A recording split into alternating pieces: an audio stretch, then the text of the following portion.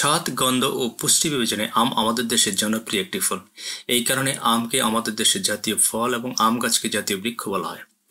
বর্তমানে আম উৎপাদনে বাংলাদেশ বিশ্বের 7ম স্থানে অবস্থান করছে।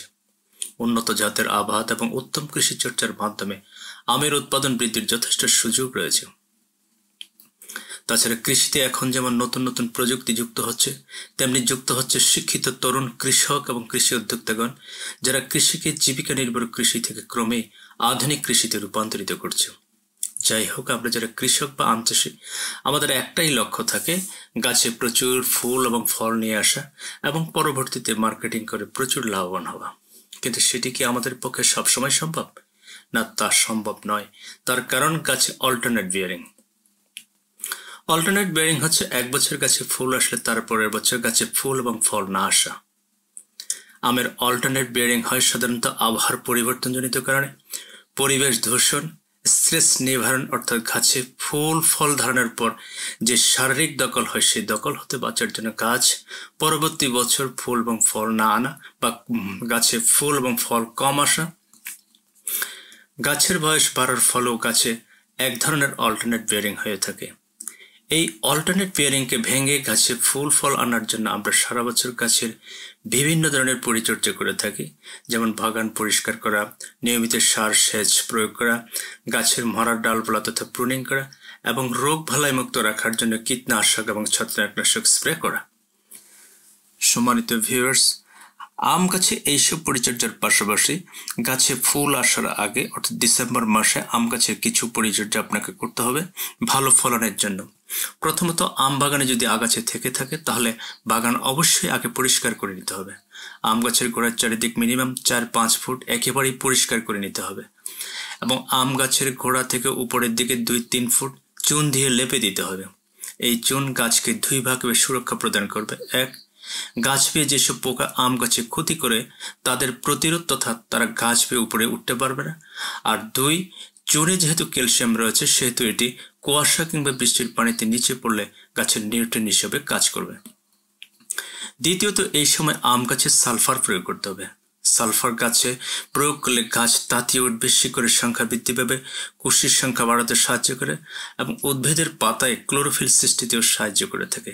ফলে আম গাছে দ্রুত একসাথে মুকুল বের হতে থাকবে। এই জন্য এই সময় আম গাছে সালফার প্রয়োগ করতে হয়।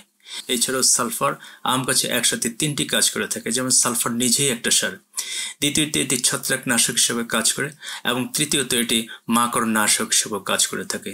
তবে এই ক্ষেত্রে সালফারের পরিবর্তে আপনি ম্যানকোজেব ছত্রাকনাশকও ব্যবহার করতে পারেন, কারণ এই ম্যানকোজেবের মধ্যেই সালফার বিদ্যমান রয়েছে। আমরা গাছে সালফার অথবা ছত্রাকনাশকের সাথে প্রথম কীটনাশকও প্রয়োগ করব এই সময়, কারণ এই সময় আম বাগানে ঢুকলে কিংবা গাছে উঠতে চাইলে দেখবেন এক ধরনের ছোট পোকা মাথায় চোখে মুখে এসে পড়ে এবং চরভর করতে থাকে। এটি আর কিছুই নয়, এটি হচ্ছে হপার পোকা। আর আম গাছে মারাত্মক ক্ষতি করে থাকে। হপার পোকার আক্রমণে আম গাছে মুকুল ঝরে পড়ে। আপনি জেনে অবাক হবেন যে একটি হপার পোকা তার শরীরের ওজনের চাইতে 20 গুণ রস শুষে নিতে পারে এবং পরবর্তীতে তার দেহের প্রয়োজনের অতিরিক্ত এক ধরনের আঠালো রস তার মলধার দিয়ে বের করে দিয়ে থাকে, যাকে আমরা মধুরস বলে থাকি। এই মধুরস মুকুল এবং পাতায় জমা হতে হতে একসময় পাতার উপর একটা কালো রঙের আবরণ পড়ে এবং পরবর্তীতে এইখান থেকে এক ধরনের ছত্রাক সৃষ্টি হয়, যাকে মহালাগা বলা হয়। গাছের এই কালো আবরণ গাছের সালোকসংশ্লেষণ প্রক্রিয়াকে মারাত্মক ক্ষতিগ্রস্ত করে থাকে। মহালাগার কারণে আমের উৎপাদন শতভাগ কমে যেতে পারে। তাই আমের উৎপাদন বাড়াতে অবশ্যই এই সময় হপার পোকাকে দমন করতে হবে। হপার পোকা দমনের জন্য সালফারের সাথে এই সময় কীটনাশক হিসেবে সাইফারমেথ্রিন বা প্রোফেনফস গোত্রের যে কোনো একটা কীটনাশক বা অন্য যে কোনো গ্রুপের যে কোনো একটা কীটনাশক প্রতি লিটার পানিতে 1 মিলি হারে এবং সালফার 2 গ্রাম হারে প্রতি লিটার পানিতে মিশিয়ে ব্যবহার করতে হবে। এই সময় আম গাছে আরেকটা জিনিস প্রয়োগ করতে হয়, সেটা হলো পিজিআর। এই পিজিআর প্রয়োগে আম গাছে যে অল্টারনেট বিয়ারিং হয়ে থাকে সেটা দূর করে আম গাছে নিয়মিত ফুল ফল আনয়ন করে। তাই বাণিজ্যিকভাবে যারা আম চাষাবাদ করেন তাদেরকে অবশ্যই এই পিজিআর প্রয়োগ করতে হবে এই ডিসেম্বর মাসে। এই সময় আরেকটা গুরুত্বপূর্ণ বিষয়ের প্রতি খেয়াল রাখতে হবে, সেটা হচ্ছে ডিসেম্বর এবং জানুয়ারি মাসে আম গাছের গোড়ায় যাতে কোনো সার এবং পানি দেওয়া না হয়। দিলেই বিপদ, কারণ এই সময় সার এবং পানি দিলে গাছে যৌবন ফিরে আসবে, আর আম গাছে মুকুলের পরিবর্তে তখন আম গাছে কচি পাতা বের হয়ে আসবে। তাই এই সময় আম গাছে সার এবং পানি দেওয়া যাতে না হয় সেদিকে খেয়াল রাখতে হবে। সম্মানিত ভিউয়ার্স, ভিডিওতে যদি ভালো লেগে থাকে তাহলে একটা লাইক এবং শেয়ার করবেন, এবং এইরকম তথ্য সমৃদ্ধ আধুনিক স্মার্ট কৃষির আপডেট পেতে হলে এই চ্যানেলটা সাবস্ক্রাইব করে রাখতে পারেন। এতক্ষণ সাথে থাকার জন্য ধন্যবাদ।